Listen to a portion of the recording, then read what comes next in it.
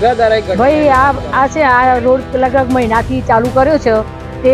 એક દિવસ થોડું ગોળશી એક બાજુ આ બાજુ ગોળશી પછી રસ્તો જવાની કોઈ તકલીફ એટલું પાણી કાદવ એક પર બધું ઉહેરી ગયા અને પછી બધા ખાડા કરી નાખ્યા સવાર પર વરસાદ પડે એટલે સવારમાં અમારી 70 વર્ષવાળા પાવરો લઈને વર્ગી જ કરવાનું સાફ કરવા માટે આ તો કઈ રીત છે અત્યારે ચોમાસામાં કોઈ દિવસ કરાય આ વસ્તુનો અને એની પૂરેપૂરી સગવડ ના હોય ત્યાં સુધી ના કરે પાણીનો નિકાલ તો છે નહીં ક્યાં જવાનું પાણી ક્યાં જાય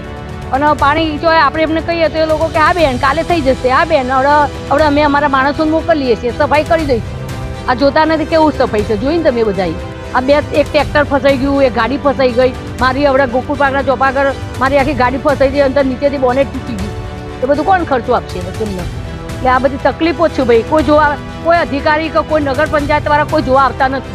કોઈ પણ નહીં અહીંયા આ વોર્ડના ચૂંટાયેલા કોઈ પણ માણસો મેં જોયા નથી ધોરાજી નથી જોયા પછી પેલા ભાઈ આ ગોવિંદભાઈ છે એમને મેં નહીં જોયા એક લેડીઝ ચૂંટાયેલી છે એ બેનને મેં નહીં જોયું વોટ અમે આપે એમને લોકો આવતા જ નહીં કોઈ જોવા માટે કહીએ તો હા બેન કઈ વાતો તો થઈ જશે તો તમારે બધું થઈ જશે તો થયું જોયું ને તમે બધા એટલે આ જ પ્રોબ્લેમ ના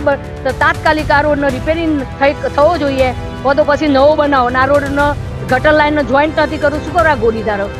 આ ગટર લાઈન એનો નિકાલ તો છે ને પાણીનો મારા ઘર આગળ કેટલા વર્ષથી તોરાજીએ કરેલું તો લગભગ આજે 10 વર્ષથી એ પાણીનો નિકાલ નથી અત્યારે મારા ઘર આગળ તમે બતાવું ગટર ખોલી એ પાણી ક્યાંય જતું નથી પછી પાણી કારણે એમના સ્વાર્થ માટે એ લોકોએ ગટર ના તોડ્યું